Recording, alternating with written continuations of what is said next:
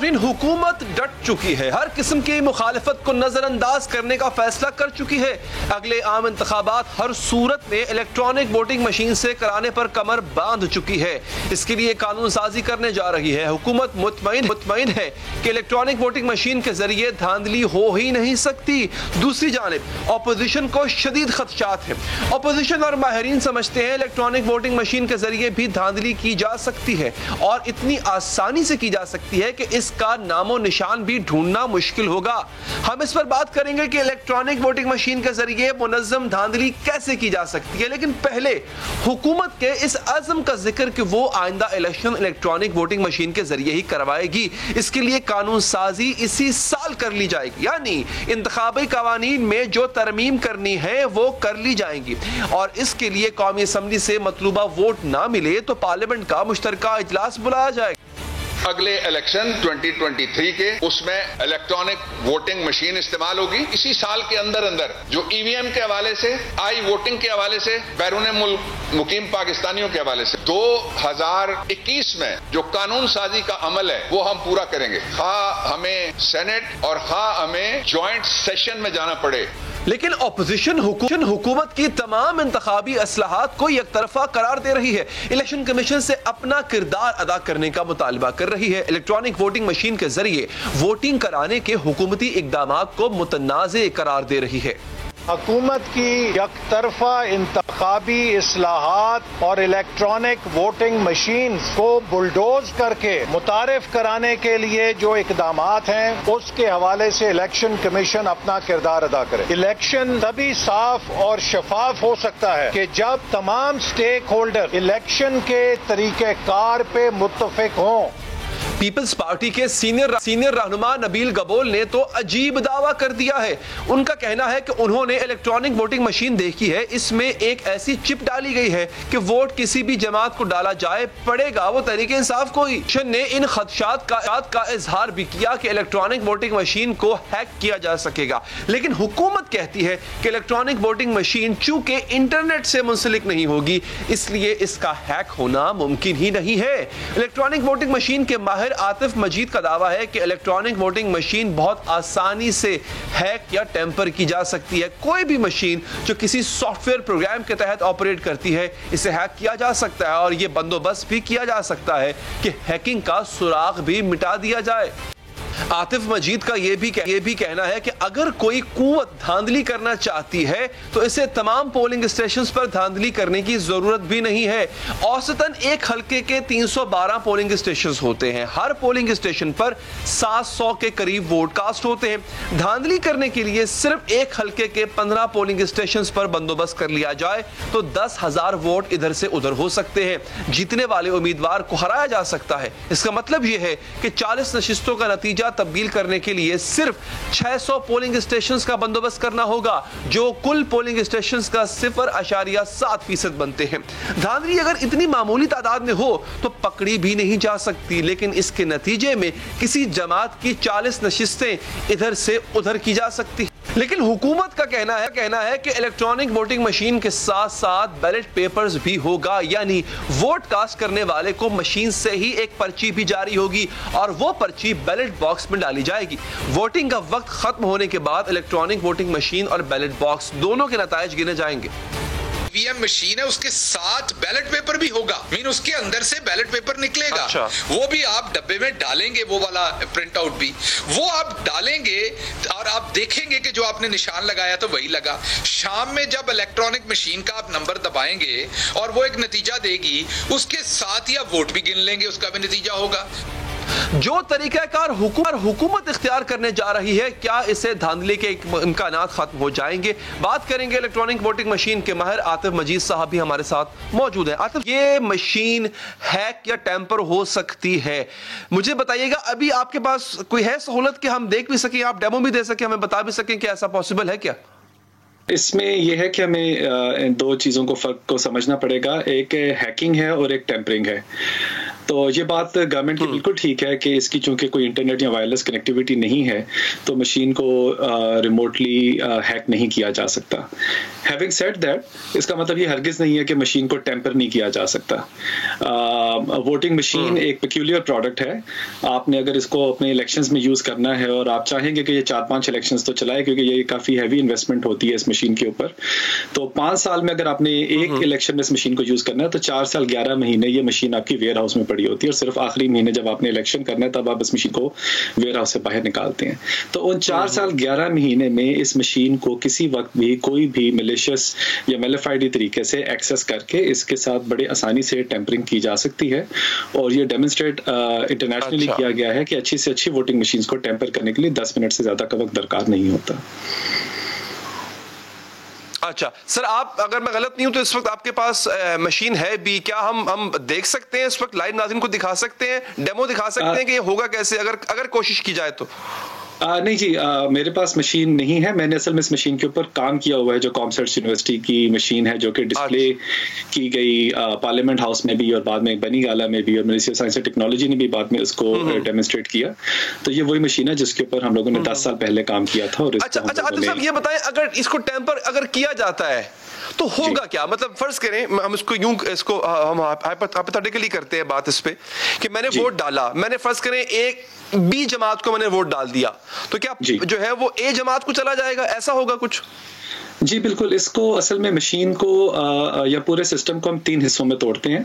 پہلا جو حصہ ہے وہ ووٹر آئیڈینٹیفیکیشن کا ہے, دوسرا ہے جو الیکٹرانک ووٹنگ مشین کا ہے, اور تیسرا جو ہے وہ ریزلٹ ٹرانسمیشن کا ہے.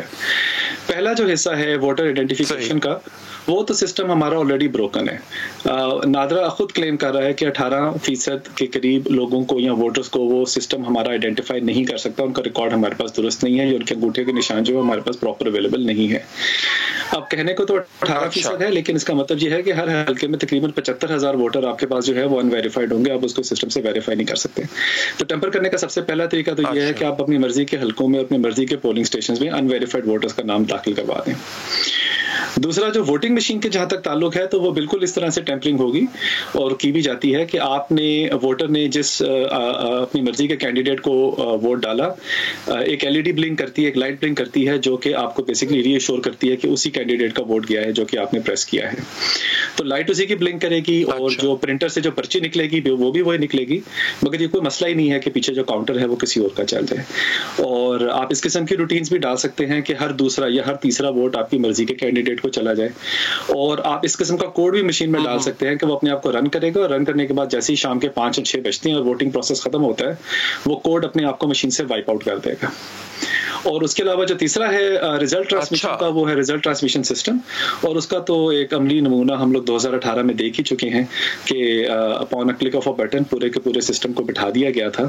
تو سسٹم کو بٹھا دینا یا سرورز کو ٹیگ کرنا وہ بھی اگین کوئی پرابلم نہیں ہے. اچھا اب عاطف صاحب یہاں پہ 2 باتیں ہیں. لیٹ سے جو 18% ہے ان کا ریکارڈ ہی نہیں ہے, اگر تو یہ سسٹم بایو میٹرک ہوتا ہے تو پھر تو ووٹ ڈال ہی نہیں سکیں گے. ایک دوسرا یہ گورنمنٹ یہ کلیم کرتی ہے to make it foolproof, وہ ساتھ میں اس بیلٹ باکس بھی رکھیں گے. مطلب آپ کو پرچی ملی اور وہ پرچی آپ نے بیلٹ باکس میں بھی ڈالی. اچھا آپ کو پرچی ملی پارٹی اے کی, پیچھے سے لیٹ سے مشین ٹیمپرڈ تھی, اس نے پارٹی بی کو ووٹ کر دیا آپ کا, لیکن بیلٹ باکس میں جو پرچی گئی وہ پارٹی اے کی ہی گئی. سو اب مشین کا ووٹ کاؤنٹ اور بیلٹ باکس کا ووٹ کاؤنٹ وہ میچ ہونا چاہیے. اگر میچ نہیں ہوگا تو ڈیفینیٹلی ریزلٹ ڈسپیوٹڈ ہو جائے گا. تو یہاں سے اس طریقے سے آپ کو نہیں لگتا کہ اس کو مینج کیا جا سکتا ہے اگر دھاندلی ہو بھی اگر اس کا امکان ہے بھی صحیح تو؟ جی دیکھیں, یہ اصل میں ایک سرکولر پرابلم ہے, اور پرابلم یہ ہے کہ آپ نے پہلے 3 مسئلے اس میں آتے ہیں. پہلا مسئلہ تو یہ ہے کہ آپ کہتے ہیں کہ بالکل ٹھیک ہے, اگر ہم شام کو ایک کینڈیڈیٹ جو لوزنگ کینڈیڈیٹ آف کورس وہ رزلٹ کو ڈسپیوٹ کر دیتے ہیں, تو آپ بیلٹ باکس کے اندر جو ووٹ پڑے ہوئے ہیں آپ ان کو گن لیں. تو دوسری اس میں پہلا مسئلہ, اور یہ تقریباً ہر کینڈیڈیٹ کرے گا, جو کینڈیڈیٹ بھی لوز کرے گا الیکشن میں وہ کہے گا کہ جی آپ ڈبہ کھول دیں اور پرچیاں گنیں. تو پہلا سوال تو یہ اٹھتا ہے کہ آپ ڈبہ کھولے گا ہوگا. یہ تو یہ بات چونکہ حکومتی ممبر یا وزیر اطلاعات جو ہیں, وزیر اطلاعات برائے مملکت جو ہیں فاروق حبیب صاحب, انہوں نے میرے پروگرام میں کہا تھا کہ جیسے رات شام کے وقت مشین اپنا کاؤنٹ دے رہی ہوگی, اسی وقت جیسے نارملی ہوتا ہے پولنگ ایجنٹ بیٹھ جاتا ہے جا کے, دونوں جماعتوں کی جتنی بھی جماعتیں ان کی پولنگ ایجنٹ بیٹھتے ہیں, ان کے سامنے بیلٹ باکس کھلتا ہے اور کاؤنٹنگ ہوتی ہے. کاؤنٹنگ ہوگی, لازمی ہوگی, اور جو بیلٹ باکس کا کاؤنٹ ہے وہ میچ ہونا چاہیے اس سے مشین کے کاؤنٹ سے. تو اس طرح تو پھر امکان ختم ہو گیا. بالکل جی, امکان تو ختم ہو گیا, لیکن اس سے اس کی ضرورت بھی ختم ہو گئی, کیونکہ ہمیں پھر یہ سمجھ نہیں آتی کہ اگر آپ نے شام کو بیٹھ کے پرچیاں ہی گننی تھیں تو آپ نے پھر یہ ساری ایکسرسائز کی کیوں؟ آپ نے یہ 100-150 روپے کی ایکسرسائز جو ہوگی کم از کم, آپ اس میں 5 لاکھ عملے کو ٹرین کریں گے, وہ الیکٹرانکلی ووٹ ڈالیں گے, پرچیاں نکالیں گے, پرچیاں ڈبے میں ڈالیں گے, اور شام کو بیٹھ کے پرچیاں گنیں گے. تو اگر آپ نے پرچیاں ہی گننی تھیں تو آپ ابھی بھی تو پرچیاں ہی گن رہے ہیں, تو پھر یہ ساری آپ نے سرکولر ایکسرسائز کی کیوں؟ تو یہ تو بہت بڑا سوال آ جاتا ہے. اس کی دلیل یہ بھی آتی ہے عاطف صاحب کے بیلٹ باکس میں جو دھاندلی ہوتی تھی اس کو کاؤنٹر کرے گی مشین, اور اگر مشین میں دھاندلی ہو سکتی ہے تو اس کو کاؤنٹر کرے گا بیلٹ باکس, تو وہ دھاندلی کے امکان کو کم کرنے کے لیے. اچھا, ایک بات آگے بڑھتے ہوئے, یہ مشینیں تو الیکشن کمیشن کے پاس ہوں گی عاطف صاحب, حکومت کے پاس تو حکومت کے دسترس میں تو نہیں ہوں گی. تو کیا مطلب الیکشن کمیشن پہ تو ہمیں اعتماد ہوگا, ڈیفینیٹلی ہونا چاہیے بھی, کہ اور انہوں نے ہی الیکشن کروانے ہیں, ڈیفینیٹلی ان مشینز کی کسٹڈی بھی انہی کے پاس ہوگی. تو الیکشن کمیشن میں تو میرا خیال ہے ایسے کوئی امکان نہیں ہے کہ وہ ایسا ہونے دیں گے. جی دیکھیں, پہلی بات یہ ہے کہ امکان تو ہے, امکان تو ہر صورت میں ہوتا ہے. جہاں بھی ہیومن انٹرونشن اور انوالومنٹ ہوتی ہے وہاں کسی بھی قسم کا امکان کو رد نہیں کیا جا سکتا. ہیونگ سیڈ دیٹ, اگر ہم اسیوم کر بھی لیتے ہیں کہ ہم الیکشن کمیشن آف پاکستان پہ 100% ٹرسٹ کر لیتے ہیں, تو یہ جو معاملہ ہے یہ کیپیسٹی بلڈنگ کا ہے. الیکشن کمیشن کا اس وقت جو اپنا ٹوٹل عملہ ہے وہ 2500 افراد پہ مشتمل ہے. 2500 ہوں گے یا 3000 ہوں گے, جب تک ہم ان کے ساتھ انگیج تھے 2500 کے قریب افراد تھے. الیکشن میں وہ جو 4-5 لاکھ افراد کے عملے کو, پچھلے الیکشن میں انہوں نے تقریباً میرا خیال ہے 7 لاکھ افراد کے عملے کو انگیج کیا تھا, وہ ان کے اپنے امپلائیز نہیں ہوتے, وہ گورنمنٹ امپلائیز ہوتے ہیں جن کو کہ ٹیچرز وغیرہ موسٹلی ہوتے ہیں جن کو کہ انگیج کیا جاتا ہے. تو اگر آپ نے اب 10 لاکھ مشینوں کو یا 8 لاکھ مشینوں کی اسٹوریج کرنی ہے تو اس کو ظاہر ہے اب آپ کے پاس 2 پاسبلٹیز ہیں. آپ اس کو ایک ویئر ہاؤس میں رکھیں گے یا آپ 2 درجن کے قریب ویئر ہاؤسز بنائیں گے پورے ملک میں, اور آپ زیادہ ویئر ہاؤس اس لیے بنائیں گے کیونکہ اگر ایک ویئر ہاؤس میں کوئی حادثہ ہو جاتا تو یہ نہ آپ کی 100-150 روپے کی انویسٹمنٹ وہیں پہ ساری خراب ہو جائے. ایسا ہوا ہے کانگو میں, الیکشن سے ایک ہفتے پہلے 10,000 مشینوں نے لگوائی تھی, اس کو آگ لگ گئی اور ساری کی ساری جل گئی. تو اب آپ جب یہ سارا عملہ رکھتے ہیں تو اس کے لیے آپ اب یہ سارے ویئر ہاؤسز میں یہ سارا جو ہے اپنا سیو کرتے ہیں, تو اس کے لیے آپ کو الیکشن کمیشن کی کیپیسٹی بلڈنگ کرنی پڑے گی. اور ہمیں انڈیا کی بہت زیادہ ایگزامپل دی جاتی ہے. ہماری انڈیا کی ٹیمز کے ساتھ ہی یہ بات چیت ہوئی اور انہوں نے ہمیں ایکسپلین کیا کہ کیسے 20-25 سال کا انہوں نے ایک سفر کاٹا. 1982 میں انہوں نے پہلی دفعہ اس مشین کے ساتھ ایکسپیریمنٹ شروع کیا اور 2002-2004 میں جا کے انہوں نے نیشن وائڈ امپلیمنٹ کیا. تو گریجولی انہوں نے اپنی کیپیسٹی بلڈنگ کی. آپ کو عملہ ہائر بھی کرنا ہے, آپ کو عملے کو ٹرین بھی کرنا ہے, آپ نے اسٹوریج فیسلٹیز کریٹ کرنی ہے. ابھی 2500 کا عملہ جو کہ سارا باقی کام بھی کر رہا ہے, اس کو آپ اس سے کیسے ایکسپیکٹ کر سکتے ہیں کہ 10 لاکھ مشینوں کو جو ہے وہ اس کی اسٹوریج کے بھی ذمہ دار ہو جائیں گے. میرا خیال ہے رف کیلکولیشن کریں تو فی کس کو بھی 400 یا 4000 جو بھی نمبر بنتا ہے وہ آپ کہیں گے کہ اب آپ بیٹھ کر مشینوں کا پہرا دیں 5 سال کے لیے. تو ایسا تو نہیں ہوگا. آپ نے پہلے وہ سارے پروسیس کو بلڈ کرنا ہے, اس کے بعد ہی آپ اس کو آگے لے کے چل سکتے ہیں. ٹھیک ہے عاطف صاحب, بہت بہت شکریہ آپ کے وقت کا. آگے بڑھیں گے ناظرین. تحریک انصاف حکومت کو اپنی ناقص کارکردگی پر شدید تنقید کا سامنا رہتا ہے, لیکن مسئلہ یہ ہے کہ وہ کارکردگی دکھانے کے لیے کوئی منصوبہ پیش کرتی بھی ہے تو نیا منصوبہ لانے کی بجائے نون لیگ کے دور میں بنے منصوبوں پر اپنے نام کی تختیاں لگا دیتی ہے. آج وزیر اعظم نے سیالکوٹ کھاریاں موٹر وے منصوبے کی تختی کی نقاب کشائی کی. 69 کلومیٹر پر محیط سیالکوٹ کھاریاں موٹر وے منصوبہ پبلک پرائیویٹ پارٹنرشپ کے تحت 2 سال کی مدت میں مکمل کیا جائے گا. اس موقع پر وزیر اعظم نے منصوبے کی پذیرائی کی اور ماضی میں بننے والی موٹر ویز کو ہدف تنقید بھی بنایا. یہ جب کمپلیٹ ہو گیا اور 100 کلومیٹر کا فرق پڑ گیا جو کہ پرانا موٹر وے اور اس میں, آپ صرف یہ تصور کریں کہ اس سے ملک کو کتنا زیادہ فائدہ ہے. 100 کلومیٹر ایکسٹرا گاڑیوں کے جانے کا مطلب کہ ہر گاڑی 100 کلومیٹر کے اوپر ایکسٹرا پیٹرول اور ڈیزل کا خرچہ ہے. جس منصوبے کے افتتاح پر وزیر اعظم عمران خان شاداں دکھائی دیے, یہ منصوبے Noon league public sector development programme کے تحت 2018 میں منظور کر چکی تھی. اگر اس منصوبے کے بروقت افتتاح کر دیا جاتا تو آج اس منصوبے کا شروعات ہونا ہوتی, بلکہ اس کی تعمیر کو 1 سال بیت چکا ہوتا. حیرت انگیز طور پر آج وزیر اعظم عمران خان اپنے سڑکوں کی تعمیر کے منصوبوں کو فخریہ انداز میں پیش کر رہے تھے, مگر ماضی میں اس کے بالکل برعکس موقف اپناتے رہے ہیں. جو آپ نے اتنے تھوڑے وقت پہ اتنے NHA نے کام کیے ہیں. آپ نے جو بھی فگرز بتائی کہ وہ جو کہتے تھے ہم سڑکیں بنا رہے ہیں اور ساری سڑکوں کے اوپر ووٹس لیتے تھے, اس کے مقابلے میں جو اب کیا جا رہا ہے, ویسے فواد چودھری آپ کو یہ پروجیکٹ زیادہ کرنا چاہیے. کوئی کسی کو پتہ نہیں ہے کہ 3 گنا زیادہ ان سے اب تک سڑکیں بنا چکے ہیں. سڑکوں بنا کے, موٹر وے بنا کے, بلڈنگز بنا کے آج تک کوئی کام نہیں بنی. اسی طرح 18 نومبر 2019 کو وزیر اعظم عمران خان نے ہزارہ موٹر وے کا افتتاح کیا. یہ منصوبہ بھی تحریک انصاف کا نہیں تھا. اس منصوبے کا سنگ بنیاد سابق وزیر اعظم نواز شریف کی جانب سے 2014 میں رکھا گیا. ایسے ہی وزیر اعظم عمران خان نے طلباء کے لیے ایک اسکالرشپ پروگرام شروع کرنے کا اعلان کیا اور یہ دعویٰ کیا کہ یہ پاکستان کی تاریخ کا سب سے بڑا انڈر گریجویٹ اسکالرشپ پروگرام ہے.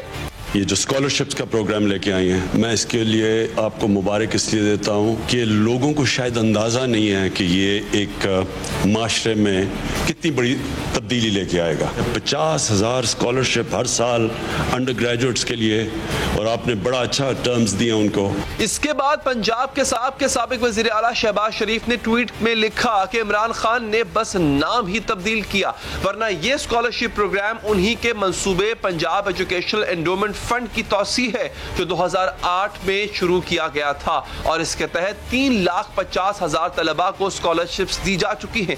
سنیے 2012 میں احسن اقبال اس فنڈ کے حوالے سے کیا کہہ رہے تھے. 10 ارب روپے کا انڈاؤمنٹ فنڈ قائم کیا گیا شہباز شریف اسکالرشپ کا. طلباء و طالبات کے لیے صوبائی حکومت کی طرف سے دنیا کا سب سے بڑا فنڈ قائم کر دیا گیا ہے. کتنے بڑے اعزاز کی بات. ناظرین, ایک جانب تو طلباء کے لیے اسکالرشپ کا پروگرام شروع کیا جا رہا ہے, دوسری جانب ہائر ایجوکیشن کمیشن کے فنڈ میں اس سال کے بجٹ میں 50% کٹوتی کی جا چکی ہے. لیکن لیگی منصوبوں پر انصافی تختیاں لگانے کی بہت سی مثالیں ہیں. اسکالرشپ منصوبے کی طرح تحریک انصاف نے عوام کی صحت کے لیے بھی ایک منصوبہ متعارف کروایا. صحت کارڈ تقسیم کیے جا رہے ہیں ناظرین, اور یہ کارڈ رکھنے والے شہریوں کو صحت کی مفت سہولیات فراہم کی جائیں گی. اور تقریباً 5 سال پہلے اسی طرح کا منصوبہ اس وقت کے وزیر اعظم نواز شریف نے بھی متعارف کروایا تھا, جس کا نام قومی صحت پروگرام رکھا گیا تھا. ناظرین, میرے پاس نواز شریف صاحب کا جو کلپ ہے موجود ہے, لیکن چونکہ پابندی ہے اس حوالے سے نواز شریف صاحب کا جو کلپ ہے وہ کسی بھی ٹیلی ویژن میڈیا پہ نہیں چل سکتا. تو عمران خان صاحب اس حوالے سے کیا کہہ چکے ہیں وہ سن لیجئے, اور نواز شریف صاحب کا آن ریکارڈ ہے, یہ بات آپ کو سوشل میڈیا پر مل جائے گی, انٹرنیٹ پہ مل جائے گی, آپ کو ہم دکھا نہیں پائیں گے کہ نواز شریف صاحب نے کیا کہا تھا. سنائیں. لانچ کیا یہ اسلام آباد کے اندر اور فاٹا کے اندر, کب 2 علاقوں کے اندر مستحق لوگوں کو, غریب خاندانوں کو, یہ کہ ایک خاندان 7,20,000 تک خرچ کر سکتا ہے. صرف اپنی بات اسٹیبلش کرنے کے لیے اور ریکارڈ کے لیے ہم نے آپ کو نواز شریف صاحب کی تصویر دکھائی ہے, کلپ نہیں چلایا کیونکہ ڈیفینیٹلی پیمرا کی انسٹرکشنز ہیں جو کہ ہم نہیں کر سکتے. یہ اسی تقریب کی تصویر ہے ناظرین جس تقریب میں نواز شریف صاحب نے اسی پروگرام کا اعلان کیا تھا. ٹھیک ہے جی. اب مرکز کی طرح پنجاب میں بھی لیگی دور کے صحت منصوبوں کو اپنا نام دینے کی روش سامنے آئی. 28 مارچ 2019 کو محکمہ صحت پنجاب نے ٹویٹ کی کہ صوبائی وزیر صحت Yasmin Rashid mobile health unit کا افتتاح کر رہی ہیں, لیکن یہ موبائل ہیلتھ یونٹ بھی شہباز شریف ہی لائے تھے. اسی طرح لیگی دور حکومت میں صوبہ پنجاب کے محکمہ life stock and dairy development کی جانب سے اسکول میں لڑکیوں کو مرغبانی کی تربیت اور مرغیاں فراہم کرنے کا منصوبہ عمل میں لایا گیا. ناظرین, مرغبانی کے اس منصوبے کے تحت تقریباً 2 لاکھ عام دہی افراد کو نو پروفٹ نو لاس کی بنیاد پر سرکاری فارموں سے مرغیاں فراہم کی گئیں, جس کے تحت ہر شخص کو 5 مرغیوں اور 1 مرغا اور ڈربے پر مشتمل پورا سیٹ دیا جاتا ہے. اس کے بعد 2018 میں عمران خان وزیر اعظم بن گئے, اور پھر کیا ہوا وہ بھی دیکھ. ہم نے دیسی مرغیوں کی, ہم نے ان کو انڈے دیں گے, بچے دیں گے, مرغیاں بھی ہوں گی, انڈے بھی ہوں گے بیچنے کے لیے. تو یہ ایک غریب, میری ساری چیزیں وہ ہیں جو غریب لوگوں کو اوپر اٹھانے کے لیے ہیں. سر بات مرغی کے انڈوں تک ہی نہیں رکتی ناظرین. تحریک انصاف یہ دعوے بھی کرتی رہی ہے کہ وہ بیرون ملک چھپائی گئی دولت واپس لائے گی. سوئٹزرلینڈ میں موجود پاکستانیوں کے اثاثے جاننے کے لیے معلومات کے تبادلے کا ایک معاہدہ بھی ہوا تھا, لیکن یہ معاہدہ نون لیگ کے دور میں ہوا. اور یہ بات اور ہے کہ جناب عمران خان صاحب وزیر اعظم بنے تو خود اس معاہدے کا لینے لگے. स्विट्जरलैंड ने हमारी टर्म्स कंडीशंस के ऊपर दी न्यू ट्रीटी को साइन करने के लिए 2 मार्च को मुझे ऑफिशियल इन्विटेशन भेजी है। पाकिस्तान हमसे नई ट्रीटी साइन कर सकता है। ये एक ऐसी चीज है जिसके ऊपर 3.5 साल की मेहनत हुई है। हमने 3 दिन पहले स्विट्जरलैंड से साइन किया, अब स्विट्जरलैंड से हमें पूरी इंफॉर्मेशन आएगी, और इंफॉर्मेशन सिर्फ ये अब की नहीं आएगी, हमने 5 साल पहले की मांगी है, क्योंकि पैनामा के बाद बड़े लोगों ने अपने स्विट्जरलैंड से अकाउंट्स निकाल लिए हैं। हैदराबाद यूनिवर्सिटी का संगे बुनियाद भी नवाज शरीफ ने 27 मार्च 2017 को रखा था। 4 अप्रैल 2019 को उसका इफ्तिताह इमरान खान ने किया और मंसूबे का क्रेडिट खुद ले गए।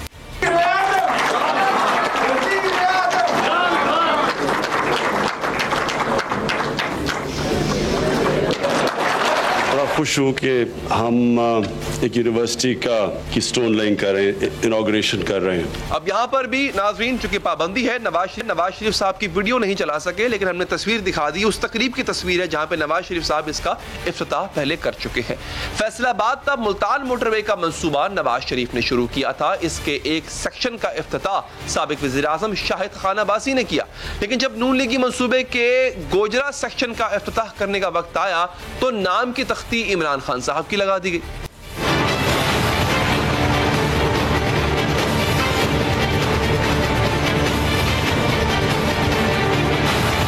पाकिस्तान के समंदर में छुपे ऑयल और गैस के खजाने की तलाश का मुआहदा मुस्लिम लीग नून के दौरे हुकूमत में हुआ। इस प्लान पर पिछले 2-3 बरस से काम हो रहा था, लेकिन इमरान खान ने इस मुआहदे का भी क्रेडिट लेने की कोशिश की। एक्सॉन जो दुनिया में सबसे बड़ी गैस ड्रिलिंग एक्सप्लोरेशन कंपनी है, वो 27 साल के बाद पाकिस्तान में आई है। उन्होंने $200 मिलियन की इमीडिएटली इन्वेस्टमेंट करने का फैसला किया। ये दूसरी तस्वीर दूसरी विंडो में आप देख रहे थे, ये 2018 25 तारीख और 5वां महीना, ये तकरीब वो थी जब ये बाकायदा तौर पे इस मुआहदे को हतमी शक्ल दी जा रही थी, तो ये बहुत पहले हो चुका था। नून लीग तवानाई बहरान खत्म करने का वादा करके इक्तिदार में आई थी।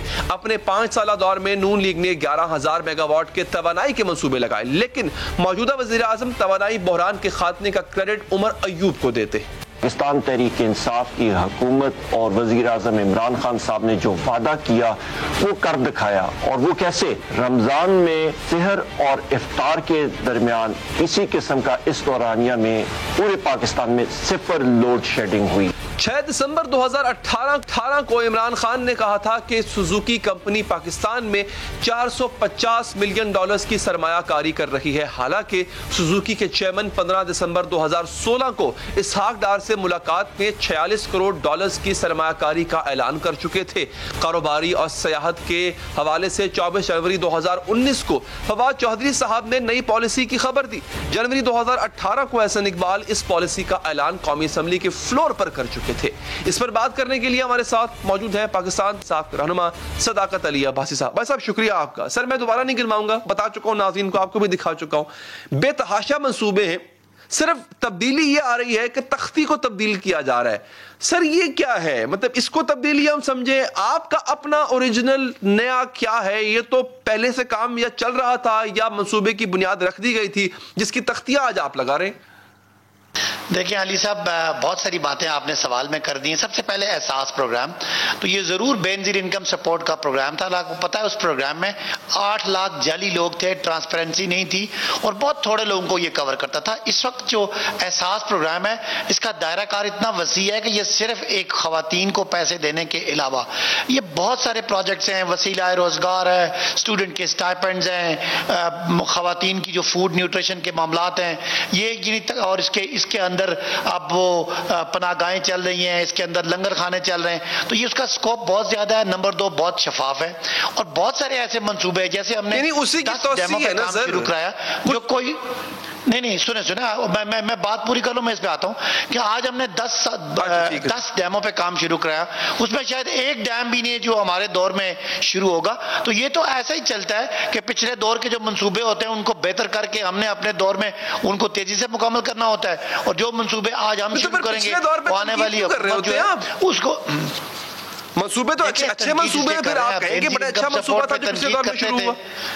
देखे ना, ہمارا ایک ہی معاملہ تھا ان کے ساتھ کہ جیسے بجلی کے منصوبے انہوں نے شروع کیے, سب میں کمیشن کک بیک سے نہیں. آج ہم ان کی سزا نہیں کاٹ رہے, قرضے انہوں نے لیے, آج ہم ادا کر رہے ہیں, ہم سزا نہیں کاٹ رہے.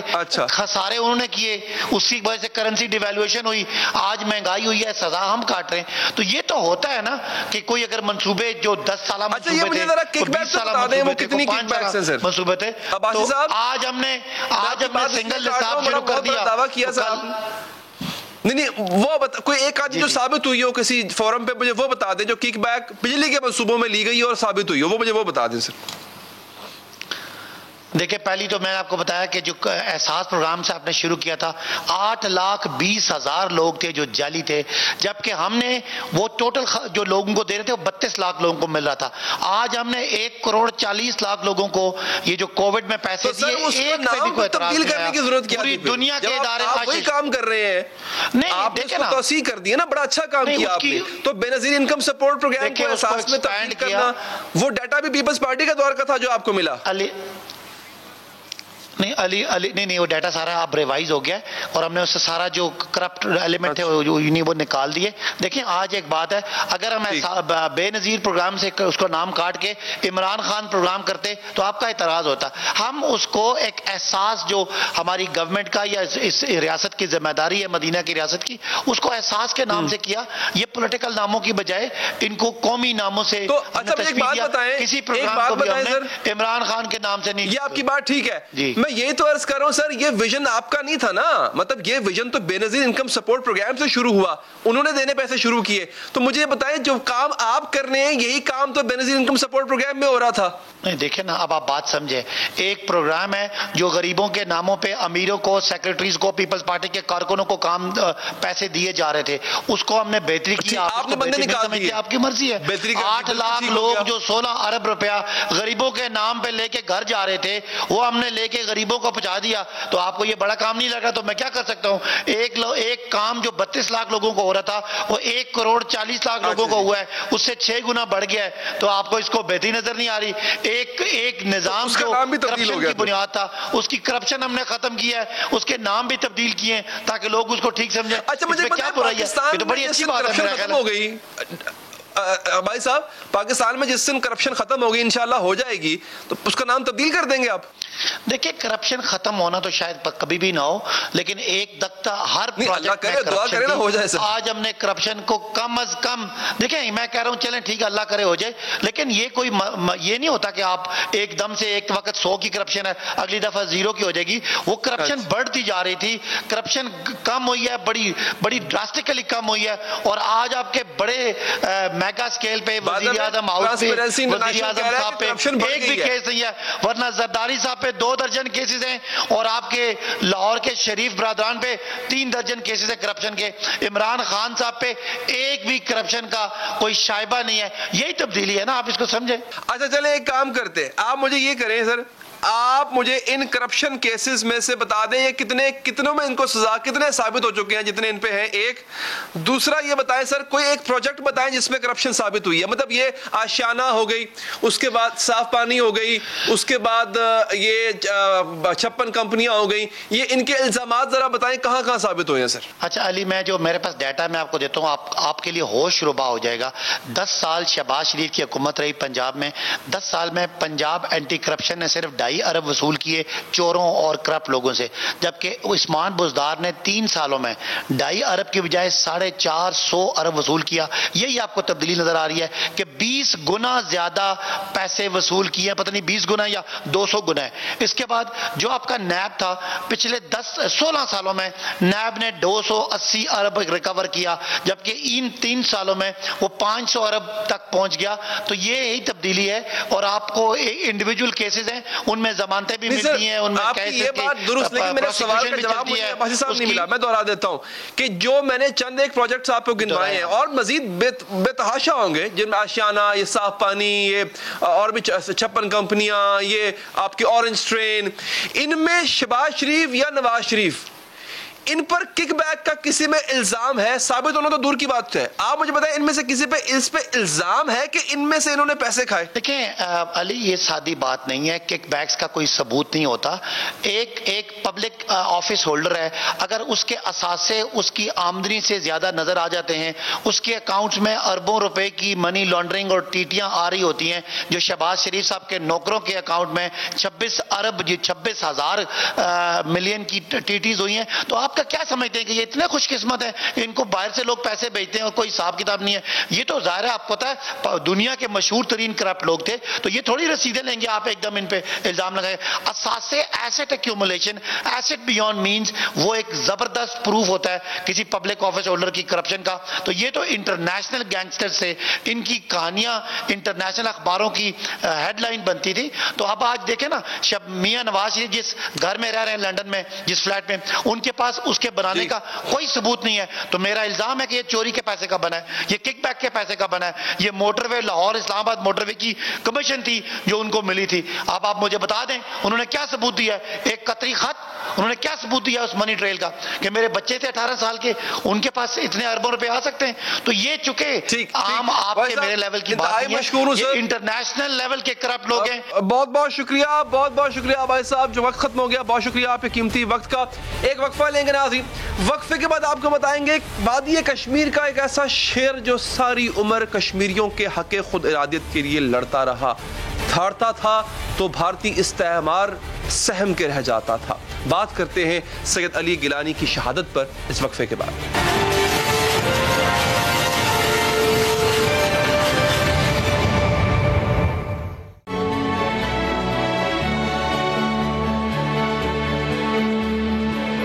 کے لوگوں کے رگوں میں، نس نس میں پاکستان کی محبت ہے. گڑ گڑا کر دعائیں کرنی چاہیے کہ باری اللہ پاکستان کی حفاظت کر. جتنے دریا یہاں سے نکلتے ہیں پاکستان کی طرف ان کا رخ ہے.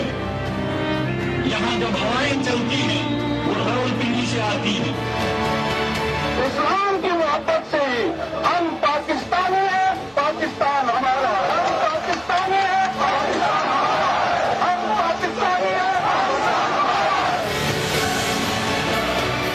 ہم پاکستانی ہیں، پاکستان ہمارا ہے. مقبوضہ کشمیر کے پاکستان کے ساتھ الحاق کے لیے اٹھنے والی یہ آواز خاموش ہو گئی ہے. مقبوضہ کشمیر میں رہنے والا عظیم پاکستانی آج دنیا سے پردہ کر گیا.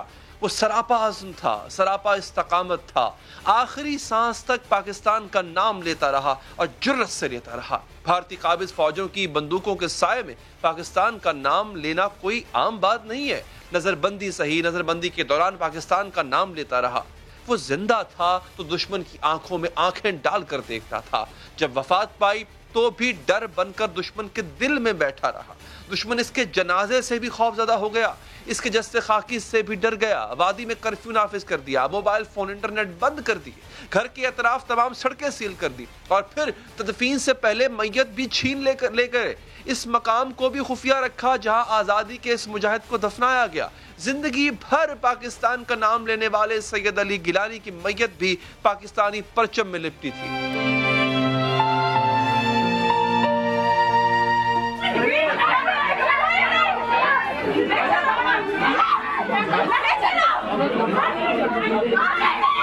ہندوستان کی ریاستی دہشت گردوں نے قائد محترم سید علی گیلانی صاحب کے جسد خاکی کو زبردستی بغیر غسل کے زبردستی اپنی تحویل میں لیا ہے اور وہ وہاں سے نکل گئے. سید علی گیلانی کی عمر 92 سال تھی. 12 برس سے بھارتی فوج نے انہیں گھر میں نظر بند کر رکھا تھا. وہ کشمیر پر بھارتی قبضے کے سب سے بڑے مخالف تھے. انہوں نے اپنی زندگی کشمیر کی آزادی اور پاکستان سے الحاق کے لیے وقف کر رکھی تھی. 12 برس سے نظر بندی بوڑھے کی جو آخری ویڈیو سامنے آئی ہے اس بوڑھے شیر کی، اس میں بھی وہ اللہ کا نام لے رہے ہیں اور اسی سانس میں پاکستان کا نام بھی لے رہے ہیں. لا الہ الا اللہ محمد رسول اللہ صلی اللہ علیہ وسلم. پاک سرزمین، پاک سرزمین، رب کائنات، پاک سرزمین. سید علی گیلانی 27 ستمبر 1929 کو ضلع بانڈی پورہ کے گاؤں میں پیدا ہوئے۔ سیاسی زندگی کا آغاز 1950 سے کیا، جماعت اسلامی میں شامل ہوئے، بھارتی قبضے سے کشمیر کی آزادی کی انتھک جدوجہد کی۔ 2003 میں اپنی تنظیم تحریک حریت جموں و کشمیر کی بنیاد رکھی اور ساری زندگی کشمیر کی آزادی کی جدوجہد میں گزاری۔ پاکستان نے ان کی قربانیوں کے اعتراف میں ملک کا سب سے بڑا ایوارڈ نشان پاکستان دیا۔ سید علی گیلانی وہ رہنما تھے جن پر پوری کشمیری قوم کو اعتماد تھا۔ جب وہ نعرے لگاتے تھے ہم پاکستانی ہیں، پاکستان ہمارا ہے، تو پوری وادی ان کی آواز میں آواز ملاتی تھی۔ اسلام کی محبت سے ہم پاکستانی ہیں، پاکستان ہمارا ہے، ہم پاکستانی ہیں، ہم پاکستانی ہیں۔ بھارت کے پاس جبر کرنے کا اختیار تھا سو وہ جبر کرتا رہا۔ علی گیلانی کے پاس پاکستان سے محبت کا ہتھیار تھا، وہ پاکستان سے محبت کا اظہار کرتے رہے، بار بار کرتے رہے، یہ اعلان کرتے رہے کہ مقبوضہ کشمیر کی بھارت کے جبری اور ناجائز قبضے سے آزادی تک ان کی جدوجہد جاری رہے گی۔ وہ پاکستان کے نعرے لگاتے رہے۔ ہماری مقدس اور جائز جدوجہد جاری و ساری رہے گی، ہر حالت میں اور ہر صورت میں جاری و ساری رہے گی۔ سید علی گیلانی بھارت کی آنکھوں میں آنکھیں ڈال کر کہتے تھے کہ ہندوستان سے آزادی حاصل کرنا ہر کشمیری کا پیدائشی حق ہے۔ سارے ہندوستان کی فوج بھی بھارت آ جائے، کشمیر میں آ جائے تو کشمیریوں کا جذبہ آزادی دبا نہیں سکتی۔ یہ جو ہندوستان سے آزادی حاصل کرنا یہ ہمارا پیدائشی اور بنیادی حق ہے۔ اس کو آپ چاہے 8 لاکھ کے بجائے آپ ساری جو ہندوستان کی فوج ہے وہ ساری فوج آپ کشمیر میں جمع کریں، لیکن آپ جذبہ آزادی کو دبا نہیں سکیں۔ بھارت علی گیلانی سے ڈرتا تھا اور پاکستان سے ان کی والہانہ محبت سے چڑھتا تھا، اس لیے بار بار سید علی گیلانی کو قید کر دیا جاتا، لیکن یہ بہادر رہنما زندان سے بھی بھارت سرکار کو للکارتا، قابض بھارتی فورسز کو بتاتا کہ جیسے بھارت کا مقبوضہ کشمیر پر قبضہ جبری ہے، اسی طرح بھارت کی جمہوریت بھی جعلی ہے۔ اجازت نہیں دے رہا ہے، وہی لوگ جن نے کہا تھا کہ یہ آزاد ہیں، جہاں کہیں جا سکتے ہیں جا سکتے ہیں، وہاں باہر دروازہ کھولو، ہم کوئی اڑ کر تھوڑے ہی جائیں گے، اڑ کر ہم تھوڑے نہیں جائیں گے، کھولو دروازہ کھولو۔ بھارت کو اگر یہ زوم تھا کہ وہ طاقت استعمال کر کے کشمیریوں کا جذبہ آزادی ختم کر دے گا، لیکن سید علی گیلانی کے جملوں نے بھارت کی ساری غلط فہمی ختم کر دی۔ انہیں تو کشمیر کی فضاؤں اور بہتے دریاؤں میں بھی پاکستان ہی نظر آتا تھا۔ اگر بھارت یہ سمجھتا ہے کہ آج سید علی گیلانی کی وفات کے بعد کشمیر کی آزادی کی آواز نہیں اٹھے گی، تو علی گیلانی پہلے ہی بتا گئے ہیں کہ ان کے بعد کشمیر کا ایک جوان علی گیلانی بنے گا اور بھارت سے آزادی کا نعرہ لگائے گا۔ گیلانی کو آپ قتل کریں، اگر آپ کو یقین ہے کہ گیلانی کے قتل سے یہاں ہندوستان کے خلاف جدوجہد آزادی نہیں چلے گی تو اس کو پورے گیلانی کو قتل کرو اور پھر تجربہ کرو۔ گیلانی کے قتل ہو جانے کے بعد یہاں کا ایک جوان گیلانی بنے گا انشاءاللہ، اور وہ ہندوستان کے اس وقت تک لڑتے رہیں گے جب تک یہاں ہندوستان کا ایک بھی فوجی اس مقدس سرزمین سے پاک نہیں ہو جائے گا اور باہر نہیں ہو جائے گا۔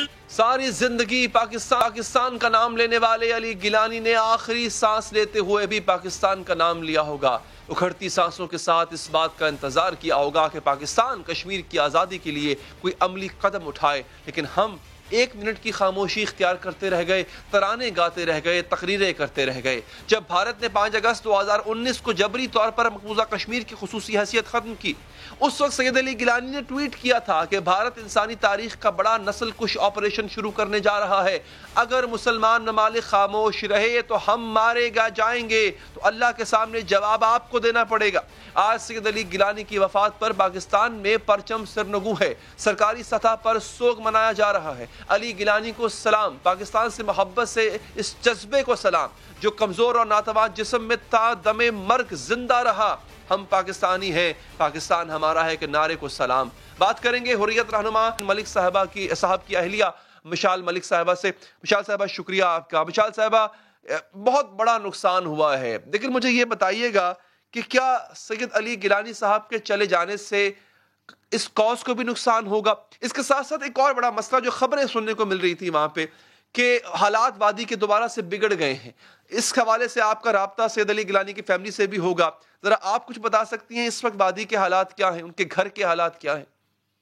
دیکھیں اتنی دکھ کی رات گزری ہے ہم سب کی, اور ابھی بھی ہم اسی سوگ میں ہیں, بلکہ یقین ہی نہیں آ رہا کہ ہم نے کتنے عظیم رہنما کو کھو دیا ہے. ایک والد کی طرح تھے ساری کشمیری قوم کے لیے, ان کا ایک بہت بڑا سایہ تھا, ایک فادر فگر تھے, اور ایک بہت ہی عظیم سینئر موسٹ حریت رہنما تھے.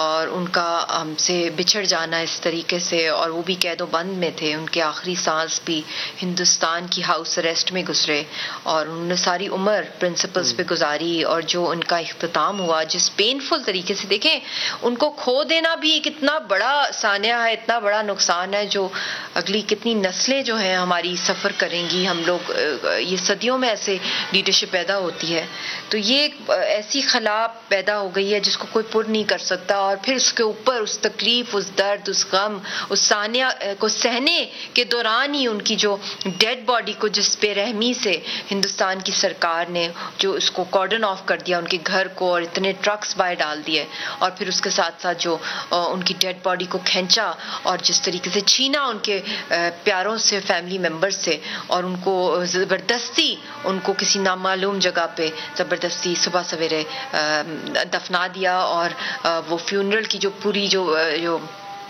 کرنے ہی نہیں دی گئی فارمیلٹیز جتنی تھیں, اور جو ان کی آخری وصیت تھی کہ ان کو جو کشمیر کے شہداء کا جو قبرستان ہے وہاں پہ ان کو دفنایا جائے.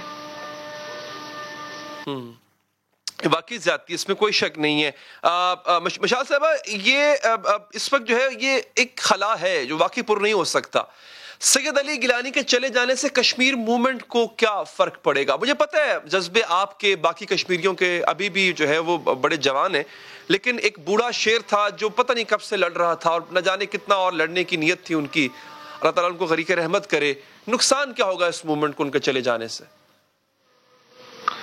دیکھیں نقصان تو بہت ہوا ہے. ایک بات تو طے ہے کہ ہماری تحریک پوری کی پوری جو ہے وہ شہیدوں کے خون سے لکھی ہوئی ہے, تو یہ تو ہمارے ایمان کا حصہ بھی ہے کہ یہ ایک دن آنا ہے, ہم رہیں یا نہ رہیں, ہماری اگلی نسلوں نے ضرور دیکھنا ہے کہ کشمیر نے آزاد ہونا ہے, کیونکہ یہ قربانیاں کبھی بھی رائے گاہ نہیں جاتی ہیں, اللہ تعالیٰ کا ایک قانون قدرت ہے. تو اس وقت جو لاس ہوا ہے, جو میں کہتی ہوں صدیوں میں ایسے رہنما جو ہمارے حریت رہنما ہیں, جس میں سید علی گیلانی صاحب جو سب سے سینئر موسٹ تھے, شبیر شاہ صاحب, میر وائے صاحب, یاسین صاحب, ایسے لوگ کہاں پیدا ہوتے ہیں جنہوں نے اپنی ساری عمر, اپنی جوانی, اپنی فیملی, ہر چیز قربان کر کے, تن من دھن دے کے وہ فور فرنٹ پر کھڑے ہوئے ہیں. اور مجھے مقبول بٹ شہید کی بہت یاد آتی ہے جن کو تہاڑ جیل کے اندر پھانسی دی گئی تھی. اسی طرح افضل گرو صاحب کو شہید کیا گیا تھا تہاڑ کی ڈیتھ سیل میں, ان کی بھی جسد خاکی آج تک ہمارے جو ان کے فیملی ممبرز ہیں ہمیں نہیں دی گئی کہ ہم ان کو دفنا سکیں. اسی طرح سید علی گیلانی صاحب کے ساتھ جو بدترین سلوک کیا گیا ہے کہ ان کی تو ڈیڈ باڈی ہمیں ہمارے پاس, مطلب فیملی کے پاس وہ فوت ہوئے ہیں گھر کے اندر, وہ بھی under house arrest, confinement of Indian state. اور وہ جس طریقے سے مطلب کہ ہندوستان نے میسج دیا ہے کہ وہ ڈیتھ کے بعد بھی ہم نے جیل میں ہی رکھنا ہے, ہم نے ہاؤس اریسٹ, ہم نے بند رکھنا ہے. مطلب کہ فوتگی کے بعد بھی ایک انسان کو قید کرنا, اور اتنے بڑے رہنما کو قید کے اندر ہی دفنا دینا, یہ بہت بڑا سانحہ ہوا ہے جس کے میرے پاس الفاظ نہیں ہے. میں کیا کہوں اس کے اوپر, میں اس غم میں پہلے ہی ہم غم میں ہیں, ایک سوگ میں, اور اس سے بڑھ کر یہ سید علی گیلانی سے مشال صاحبہ وہ ڈرتے رہے, اور دیکھیں کہ ان کی موت کے بعد بھی وہ ان سے ڈرتے ہیں. ان کو یہ ان کا ڈر کہہ لیں, یہ بھارتی حکومت جو ہے وہ ایک بزدل حکومت ہے. اچھا, کچھ یادیں ہیں آپ کی سید علی گیلانی صاحب کے ساتھ جو آپ شیئر کرنا چاہیں؟ بہت سی یادیں ہیں, مگر خاص طور پہ جب میں پہلی دفعہ مقبوضہ جموں کشمیر گئی تھی شادی کے بعد 2009 کے اندر 6 سپٹمبر کو میں پہلی دفعہ وہاں گئی, اور جس طریقے سے پورا مقبوضہ جموں کشمیر ویلکم کیا اس نے مجھے کہ پاکستان سے ہماری بیٹی بہو آئی ہے, تو مجھے یاد ہے کہ انہوں نے بھی پھر مجھے مبارکباد دی. تو انہوں نے مجھے کہا کہ ہم بھی پاکستانی ہیں اور ہماری پاکستان سے بیٹی آئی ہے پہلی دفعہ یہاں پہ پبلکلی ریسیپشن ملی ہے. تو بہت خوش ہوئے, انہوں نے تحفے بھی بھیجے, انہوں نے بہت دعائیں بھی کیں, اور اکثر فون پہ رابطہ رہتا تھا جب میں وہاں پہ جاتی تھی، اور بہت ان کی ایک شفقت تھی، اور میرے لیے تو ایک والد کی طرح ہی تھے. اور یاسین کو تو انہوں نے، یاسین صاحب کو تو بیٹا بنایا ہوا تھا اپنا. اور جب یاسین بہت دفعہ جب ان پہ فزیکل ٹارچر ہوتا تھا تو گیلانی صاحب ہاسپٹل آتے تھے ان کو ملنے کے لیے، ان کی عادت کرتے تھے، اور یاسین صاحب ان کے ہاں جاتے تھے، اور انہی کے ہاں جا کے جوائنٹ ریزسٹنس لیڈرشپ بنائی یاسین صاحب نے سعید علی گیلانی صاحب کے ساتھ مل کے اور میر وائز صاحب کے ساتھ، کہ ایک یونیفائڈ وے میں ہم اپنی تحریک آزادی کو ایک اور بھی مزید شدت کے ساتھ ہندوستان کے جو عزائم ہیں شہرک کو کاٹنے کے 5 اگست کے ایبریگیشن آرٹیکل 370-35A، اس کے خلاف جس طرح وہ ڈٹ کے کھڑے ہوئے سارے کے سارے، تو ان کو جس طریقے سے سب کے اوپر جو ظلم ہوا، تو وہ بہت سی یادیں ہیں. اور ان کا ایک بڑا ایک سینس آف ہیومر ہوتا تھا ان کے اندر. وہ بے شک ایک بہت سیریس انسان تھے، مگر انہوں نے کبھی بھی اپنی زندگی میں جو ہوتا نا فیملی لائف، بہت اچھے والد تھے. ٹھیک ہے مشال صاحبہ، انتہائی مشکور ہوں آپ کے قیمتی وقت کا. پوری قوم ان جذبات کی قدر کرتی ہے. ناظرین، پروگرام کا وقت یہاں پر ختم ہو جاتا ہے. مجھے دیجیے اجازت، اللہ نے کے بعد.